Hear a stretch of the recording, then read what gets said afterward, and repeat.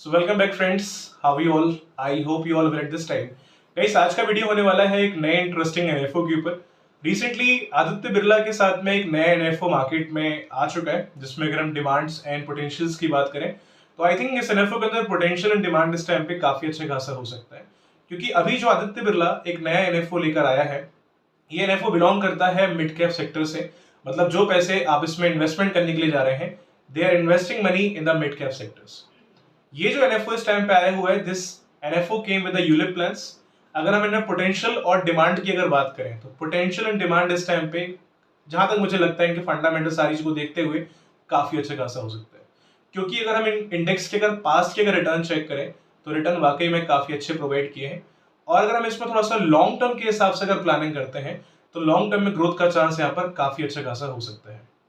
तो आइए वीडियो को शुरू करते हैं और अंडरस्टैंड करते हैं कि एनएफओ किस टाइप से काम करने वाला है। क्या इसका लॉन्च का स्टार्टिंग डेट है, क्या इसका एंड डेट होने वाला है एनएफओ का, कितना पोटेंशियल यहाँ पर रहेगा, किस तरीके से पैसों को मैनेज कर रहे हैं, रीबैलेंसिंग अवेलेबल है तो कितने बार अवेलेबल है। Will discuss everything in the same video. So बनिए स्टार्टिंग से लेकर एंड तक, ताकि इसका इन्फॉर्मेशन प्रॉपर तरीके से आपको मिल सके। और चैनल पर अगर आप नए हैं so please try to subscribe the channel. अगर वीडियो पसंद आती है इसे लाइक करें और इसे आगे शेयर करें। एंड आपसे एक मेरा श्योरिटी और है, after the watching this video आपके मन में कोई डाउट्स और कुछ क्वेरीज इस फंड के रिगार्डिंग नहीं रहेगा। क्योंकि मैं मैक्सिमम ट्राई करूंगा जितना भी पॉइंट है इसका मैं एक वीडियो के अंदर कवर करके चलूं, ताकि जब भी आप इन्वेस्टमेंट करने जाएं इस फंड के अंदर तो आपके इसके रिगार्डिंग कोई डाउट कोई क्वेरी आपके मन में ना रहे। तो ये वीडियो को शुरू करते हैं, पीपीटी के माध्यम से इस फंड को अंडरस्टैंड करते हैं। फंड होने वाला है Nifty mid cap 150 momentum 50 index fund. That means नाम से ही बहुत चीजें मालूम पड़ चुकी हैं कि एक इंडेक्स फंड है। और 150 जो इनके पास में कंपनीज रहेंगी, 150 में से आपका पैसा टॉप 50 कंपनीज के अंदर इन्वेस्टमेंट किया जाता है। मेजरली क्या होता है, अगर हम मान लो मिड कैप की बात करें तो मिड कैप में 150 कंपनीज होती हैं लगभग। लार्ज कैप में ऑलमोस्ट आपकी 100 कंपनीज होती हैं और स्मॉल कैप में ऑलमोस्ट 250 कंपनीज होती हैं। फॉर एन एग्जाम्पल, अगर मैं कोई भी मिड कैप फंड अगर परचेज कर रहा हूँ जहां पे 150 कंपनीज है और मेरा पैसा अगर पूरा 150 कंपनीज में अगर इन्वेस्टमेंट होगा, तो कल की डेट में ऐसा भी हो सकता है कि 150 कंपनी में से 50 कंपनी के स्टॉक रिटर्न अच्छे दे रहे हो और 100 कंपनी के स्टॉक हो सकता है रिटर्न उस टाइम पे डाउन दे रहे हो। तो इस सिचुएशन में क्या होता है कि वॉलेटिलिटी ज्यादा बनी रहती है। रिटर्न्स को बनने में टाइम लगता है, ऐसा नहीं कि नहीं बनता है, रिटर्न्स को बनने में टाइम लगता है।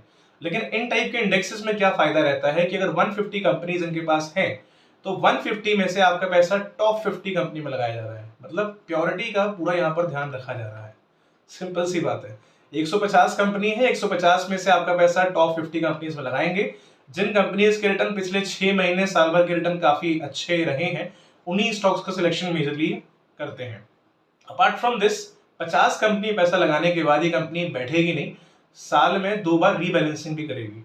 ऐसा भी तो हो सकता है ना कि 50 में से 4 स्टॉक 5 स्टॉक रिटर्न थोड़ा कम दे रहे हो या उनके मुकाबले दूसरा स्टॉक रिटर्न बढ़िया दे रहा हो, तो इसमें रीबैलेंसिंग अवेलेबल है। रीबैलेंसिंग एज अ कस्टमर हमारे लिए बहुत अच्छी बात है इसमें इन्वेस्टमेंट करना। क्योंकि रीबैलेंसिंग से ये फायदा होता है कि जो स्टॉक्स उस 50 में कमजोर थे, रिटर्न को डाउन कर रहे थे, उनको वहां से बाहर निकाल दिया जाता है और जो स्टॉक रिटर्न बढ़िया है उसको वहां पे एंटर कर दिया जाता है। इसकी वजह से हमारे जो रिटर्न है इसके बढ़ने के चांसेस ज्यादा हो जाते हैं और बड़ी वॉलेटिलिटी इसमें कम देखने को मिल सकती है। आई होप यहां तक आप लोग क्लियर होगा। Apart from this, mid cap sector है, मिड कैप सेक्टर की डिमांड बहुत हाई फाई होती है। आज के डेट में अगर आप देखोगे, मिड कैप हो गया, लार्ज कैप, स्मॉल कैप, ये 3 नाम बहुत ज्यादा यूज करे जाते हैं मार्केट के अंदर। स्मॉल कैप की बात करें, रिटर्न का चांस बढ़िया होता है लेकिन वॉलेटिलिटी बहुत ज्यादा होती है इसके अंदर। क्योंकि स्मॉल कैप में रिटर्न हो सकता है आपको साल भर में 6 महीने में डबल भी हो जाए, लेकिन रिस्क भी उतनी हाई लेवल का होता है। बिकॉज स्मॉल कैप में कंपनियां छोटी छोटी होती हैं एज कंपेरेटिवली मिड कैप और एक लार्ज कैप के मुकाबले। उसमें से कितनी कंपनी कब तक स्टेबल है कब तक नहीं है हमें नहीं पता, क्योंकि छोटी कंपनी है। कई बार मान लो कुछ अगर बुरा अगर हो जाता है, मान लो अगर फाइनेंस इतना बेटर उनका नहीं चल रहा, तो हो सकता है कि डाउन भी कुछ कंपनीज हो जाए। लेकिन बड़ी बड़ी कंपनीज में एक यही फायदा होता है कि अगर मान लो उतार चढ़ाव अगर उनके ऊपर अगर आते हैं तो वो कंपनीज काफी हद तक अपने आप को रिकवर कर लेती है। और मिड कैप की बात करें तो जो सेक्टर आज मिड कैप है वो एक टाइम पहले स्मॉल कैप था। एक अच्छा परफॉर्मेंस ग्रोथ देने के बाद आज वो मिड कैप बना हुआ है। जो पहले मिड कैप था आज वो लार्ज कैप बने हैं, लेकिन लार्ज कैप में रिटर्न के चांसेस ज्यादा नहीं है एज कंपेरेटिवली आपका मिड कैप और स्मॉल कैप के मुकाबले। लगभग लार्ज कैप के रिटर्न 15, 16, 17%, 18%, 20% तक के मैक्सिमम आ सकते हैं। लेकिन उससे ऊपर रिटर्न हम शायद एक्सपेक्ट नहीं कर सकते हैं क्योंकि बहुत ऊपर लार्ज कैप पहुंच गया है। वहीं अगर हम मिड कैप की बात करें तो मिड कैप सेक्टर पोटेंशियल इसलिए है, इसमें डिमांड ज्यादा हमेशा इसलिए होती है, हमेशा लोग इसमें मैक्सिमम इन्वेस्टमेंट इसलिए करते हैं बिकॉज मिड कैप सेक्टर ने अपने आप को प्रूव किया है। कुछ टाइम पहले स्मॉल कैप था, एक अच्छा परफॉर्मेंस ग्रोथ देने के बाद आज मिड कैप बन गया है। रिटर्न भी अच्छा रहता है यहाँ पे, और रिटर्न के अलावा देखा जाए तो कंपनी के ऑप्शन भी यहाँ पर बढ़िया बढ़िया और नामियर कंपनीज रहती हैं। तो पोटेंशियल की बात करें तो mid cap sector potential sector है, और जिस तरीके से इस फंड में पैसों को मैनेज किया जा रहा है आपका तरीका बहुत ही अच्छा है, जिससे कस्टमर्स को ये हेल्प मिलती है। अगर वो अपने लिए पैसा अगर इन्वेस्टमेंट कर रहे हैं इस फंड के अंदर तो ग्रोथ का चांस उनके लिए काफी अच्छा खासा यहाँ पे बन सकता है, बिकॉज रीबैलेंसिंग है जो कि आपके रिटर्न्स को काफी अच्छा इंक्रीज करने में हेल्प करता है, क्योंकि जो स्टॉक परफॉर्म नहीं कर रहे हैं उसको बाहर निकाला जा रहा है और जो स्टॉक परफॉर्म करेंगे उसी को अंदर एंटर रखा जाएगा। तो 150 कंपनी टोटल ऑप्शन रहेगा, उसमें से टॉप 50 कंपनी से पैसा आपका यहाँ पर इन्वेस्टमेंट किया जा रहा है। Apart from this fund is belong from the ULIP plan, तो इसके अंदर मल्टीपल प्लान्स होते हैं, ठीक है। तो मल्टीपल प्लान्स में आपको किस प्लान में इन्वेस्टमेंट करना चाहिए, क्योंकि ये जो फंड है, अगर मान लो आप आदित्य बिरला के किसी अगर प्लान में इन्वेस्टमेंट, मेजरली यूलिप प्लान में क्या होता है, अगर मान लो मैं एक फंड परचेज कर रहा हूँ तो उसमें क्या होता है कि प्लान्स में इन्वेस्टमेंट करते हैं यूलिप के अंदर, ठीक है। तो यहाँ पर भी आप जो इन्वेस्टमेंट करेंगे आप प्लान में करेंगे, और उस प्लान के अंदर मल्टीपल फंड्स होंगे, और मल्टीपल फंड के साथ में ये भी एक फंड होगा।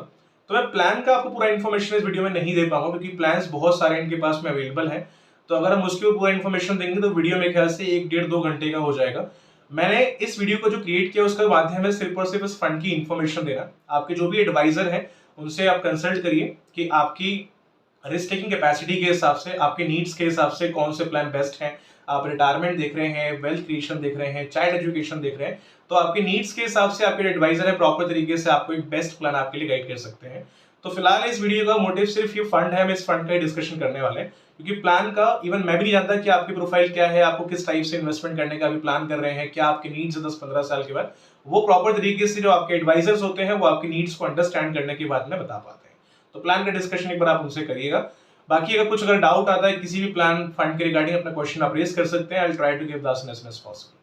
सो गाइस आई होप यहाँ तक आपको क्लियर होगा। बाकी इसमें बात करें हम लोग रिस्क की, यहाँ पे रिस्क होने वाला है वेरी हाई।